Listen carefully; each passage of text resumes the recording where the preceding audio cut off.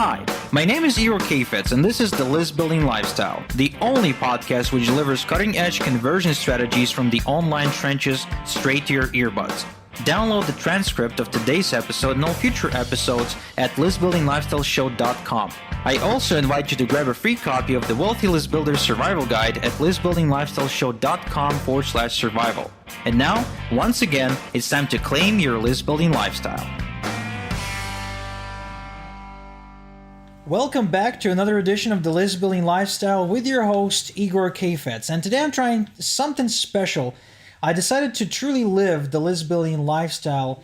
Instead of recording out of my usual spot, which, usually is like a little office space or something like that, just so it's quiet and nobody bothers me, I decided to do what I really wanted to do and what I've done for the longest time when I started making money online. That is, do my work while doing something fun, something that I truly enjoy. In this case, I'm going to be playing Need for Speed. I'm not sure which version it is, but it's definitely fun. So right now I am driving a Lamborghini Gallardo or maybe a Huracan, and I'm chasing a Zonda, I think, that's trying to get away, and basically my Lambo is a cop car. So super fun stuff. Now, in this episode, what I want to do is I want to teach you the 4 phrases that you can use to immediately get higher conversions in your emails, in your, sales calls, on your webinars, whatever you're doing right now. This will help you get better conversions. So, these phrases are specifically designed to get people's defenses down and sort of like going around the brain, if you will, because the way the brain works, and I've spent a great deal of time trying to study, at least in a very surface level way, how the brain works when it comes to sales defense. Like, the brain is biased, and just like it's biased towards like deciding not to buy, it's also biased towards deciding to buy if you trigger it in a certain way. And I was, when I was doing a lot of these sales on the phone, I, used many of these tricks in order to elicit people's buying decisions. Now, I don't want to make it sound as if I manipulate people, that I want you to manipulate people into a buying decision. That's not really what this is about. These phrases are actually going to help you. Oh, damn it, I crashed bad. I suck. Yeah, so these phrases are going to help you push people off the fence. That's what they're designed to do. Like, if you're talking to somebody right now and they have no desire whatsoever to invest with you or to get you to solve their problem, right? If that's where you are, these phrases are not going to help you. But if you're in a position where you're talking to a prospect, or you got a list of people who are hot to join, or even they joined your opportunity but they refuse to fund it, when people are sort of like lukewarm, right? So they're not fully out, not fully in, sort of like in between, these phrases will help you get them to move forward. So the first one is, I'm not sure if this is for you, but. And this phrase can be game-changing for you because, like, people hate being pressured into a decision. That's the last thing people want to be. They don't want to be pressured. They want to feel like they're making a decision versus when they're being sold.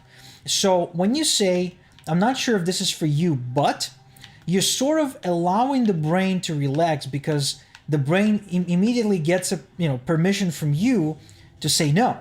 And then the pressure is relieved instantly, allowing it, the brain. So we're not going to be talking about prospects these days, on this episode, but, oh, damn it, I crashed again. Damn it. So the brain is what's important here. And everyone's brain, with a few exceptions, usually works the same way when it comes to these, biases and triggers. So when you say, I'm not sure if this is for you, but, you allow the brain to feel relaxed, and you basically bypass this one particular sales defense. So you can say things like, I'm not sure if this is for you, but, this opportunity really helped me to improve my income.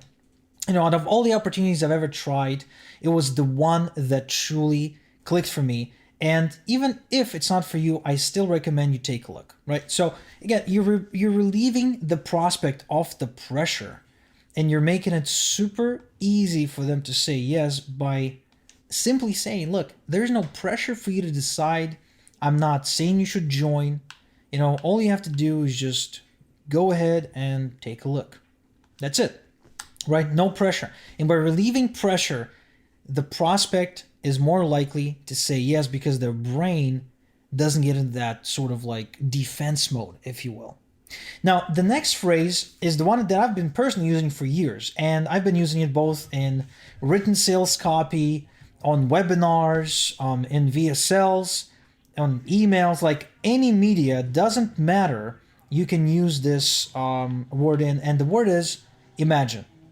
So when you say the word imagine, the brain immediately goes into a mode where it quite literally imagines either an outcome or a problem or something in the future that gets you to get the prospect to commit to a decision. So for example, like let's just say you're selling cars and you got a person who walked into the lot, and they're, you see that they like the car, but they're refusing to make a buying decision for some reason. They try to come up with an excuse, like that they need to think about it, that they need to talk to their spouse, that they need to save up some more money, and on and on and on, and all of that stuff, right? So what if you told them something like, imagine if you walk out of this lot right now, and you take so long to make a buying decision that a person who looked at this car yesterday has enough time to come in, commit, and get the car. So what you're doing here is you're future pacing them into a scenario where their procrastination costs them the car that they want so much. And by doing so, you're allowing them to feel that for them it's time to make a buying decision without them feeling that you've manipulated them into doing so. Now, this is a big thing because the moment the prospect feels manipulated into a buying decision, that's when it's over. That's when they just walk out of the dealership. And, I know because I've just been through a similar experience in the local Audi dealership where I wanted to get the A6, but I felt so manipulated by the sales guy that even though he was offering me like an $8,000 in discounts, it didn't help. I walked out because I felt something was off. I didn't feel right. I didn't feel like I was making a decision. I felt like I was pressured and manipulated into a decision, and it was the end of it. I ended up buying, from a different seller, and it wasn't even an Audi. So anyway, imagine is a really powerful phrase, and you should definitely use it when you market your products in every possible media. Again, whether written media, spoken media, visual media, any media. It will work all the time. Now, the next one is a phrase I use a lot when I write headlines. And it goes like this. It goes, if, condition, then. So, for example, let's just say you're selling a hair product. Something to do with, I don't know, turning really bad hair into really smooth and silky hair. So, an implementation of this technique can be as simple as saying, if you hate the way your hair looks and feels, then you love this new shampoo, whatever. Like, so it's if and then. So if you ever feel like you need to put yourself out there, but you're, afraid, ashamed, or embarrassed to do it because you're not equipped to be a good public speaker, then this new public speaking course is just what the doctor has ordered for you. Like it really just calling them out on a condition of some sort, right? Or you can say something like, if you're trying to close them, you can say something like, if you're anything like me, you're probably afraid of blah, blah, blah, and whatever. Like, so you're quite literally aligning yourself with the prospect on the same side of the fence by using this simple if-then phrase. Try it out, use it, and you'll see how incredibly effective it is. And last but not least, the fourth phrase is, there's two types of people. And so this is the one I used a lot when I was selling on the phone. And it went something like this. Look, there's two types of people. One type that thinks that marketing is all about, success in marketing is all about the systems they're using, like, the program they're promoting or something like that. And the other type of people are the people that are really proficient at writing copy because they recognize that this industry is just about two things: traffic and offers. And if you know how to get traffic, which is quite simple, you can just buy it, and you know how to create offers, which is what copywriting is all about, then you have pretty much figured out the game, right? So what I've done here is I drew a really specific line between the people that I felt were successful in this industry and the people who I felt were losers in this industry, and the prospect would then have to make a choice to which group, like, he or she feels that he belongs to or she belongs to. And obviously, most of the time, people don't want to belong to a losing group, so they will try and do anything to show that they belong with the winners. So that's how I used it. And again, the applications are pretty much endless. So let's recap. The first phrase is, I'm not sure if this is for you, but, and it relieves the prospect of the pressure of having to make a decision now, which ultimately creates the opposite outcome, which, pretty much allows them to make a decision right away. Now, the other one is imagine, which future paces the brain into a scenario that then allows the prospect to visualize why they need to make a decision right now. The third one is if then, which just calls out the prospect on a condition of some kind, allowing them to qualify themselves.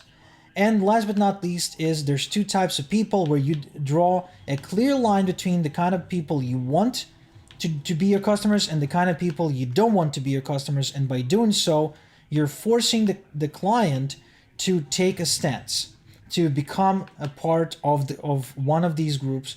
And as a rule, the prospect will usually become a part of the better group, the group of winners, that of course is the group of your customers. So with that said, thank you so much for tuning into this special episode of the List Building Lifestyle. I have concluded that about myself, two new things. First, I can actually record an episode, a kick-ass episode, while playing video games. And two, I really suck at Need for Speed. So until next time we chat, have a good one. Thank you for listening to the List Building Lifestyle.